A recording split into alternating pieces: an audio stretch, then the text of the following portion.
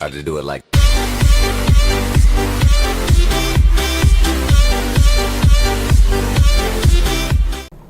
Hello there, all you beautiful people. MBI here, going to bring you a short little video looking at my brand new Sony Z3 Compact. I'll be doing an unboxing, showing you what you get inside of the box, and I'm also going to talk a little bit about the specification.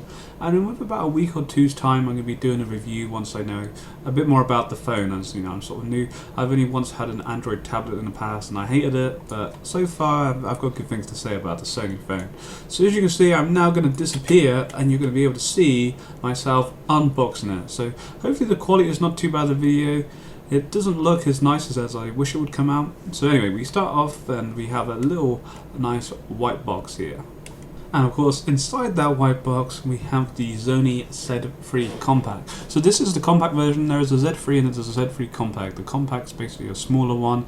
The Z3 is a similar size, I guess, to the iPhone 6 Plus. I went for the mini version as I've never had an Android phone before, and I was very tempted by the price of it. I bought it off a website called clove.co.uk, which is an English-based website. So for anyone in England, I would recommend. I thought it was too cheap to be true. Basically, I bought the phone for around £360, including postage, which is very cheap compared to if you actually go onto Sony's official website, where they're trying to sell the phone for around £450.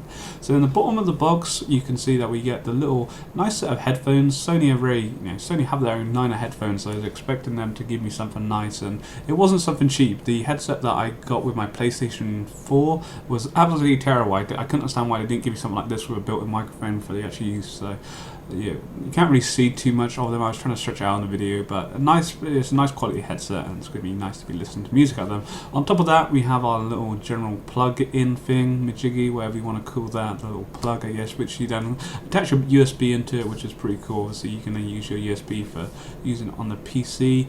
Again, there's a little cable which goes into the port on your phone, and the main cable which you can use to connect your phone to your PC.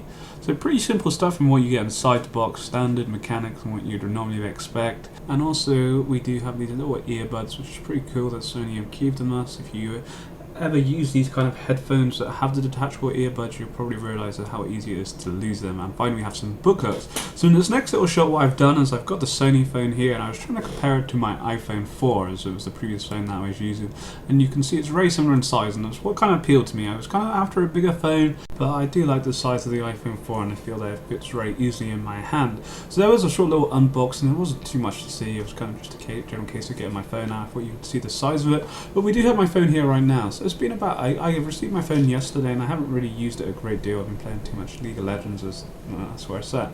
So as you can see, it's a pretty nice size. I can use it, I can fully do everything I want to do on my phone in this one hand. Cool little couple of features I want to talk about. I'm going to do a proper review later on. This was just a sort of general give you a general idea of what the phone can do. So this is my kind of loading screen. Obviously you can customize it, whether it be an Android, however you want. I'm a very new Android user, so I'm still getting used to the whole thing. But the cool thing was really appealing about this phone, which is a bit of a gimmicky kind of thing. It's probably something I won't use very often, but what I can do is I can connect to my PS4. So right here I have my PS4 on my big TV, which you can't see at the moment, but as you see, it says right there I'm connected to my PS4. At the moment, I believe what you might be able to do is you might be able to actually play your PS4 on your phone. I can't do that at the moment. Every time I go onto the option that says the PS4 Remote Play app will be in the store soon, what I can do through actually connecting to my PS4, if I click on it, I can actually control what I do on the screen. So I can't see, so basically you have these couple of options here. I can see my friends, I can look at the store and whatnot, but I haven't got the option to actually, or from what I understand, I haven't got the option to actually visually view the screen. What the idea is that I'm going to be able to go sit in, say, another room, and I can have my PS4 controller and actually play it. What I can do is by bringing up, I bring up this little thing here.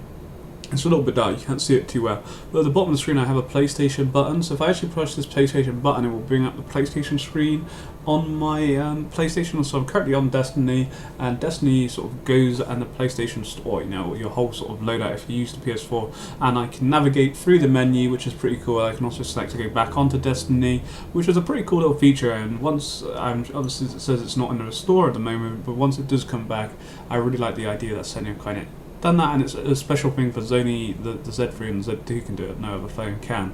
But at the same time, it's a gimmicky little thing. Are you really going to play that much on this little screen? Will I really be playing that much on it? But so far, I've enjoyed the phone. The camera's pretty nice. You do have a 20 megapixel, I believe it's a 20.7 megapixel camera. It's a 4.6 HD display, which is 1280 by 720, so it's just sort of medium. It's not the full 1080 display you can get with some of the bigger phones. I believe with the Z3, this is the compact one. If you actually get the big boy, it is full HD. On top of that, what I want to pick up, we have the SD card slot, which is pretty cool. Basically, this phone, which is really nice, is waterproof. I can actually film underwater with this camera. I haven't tried it yet because I'm not sure how it works off with obviously the headphone jacket, because that actually isn't covered, so I need to have a quick look. But as long as all your sort of side where you're putting your SIM card and you put in your SD card is covered, then you're able to actually film underwater. It's not the fact that I can drop my camera underwater and it's fine. You can actually film underwater, which I think is pretty cool.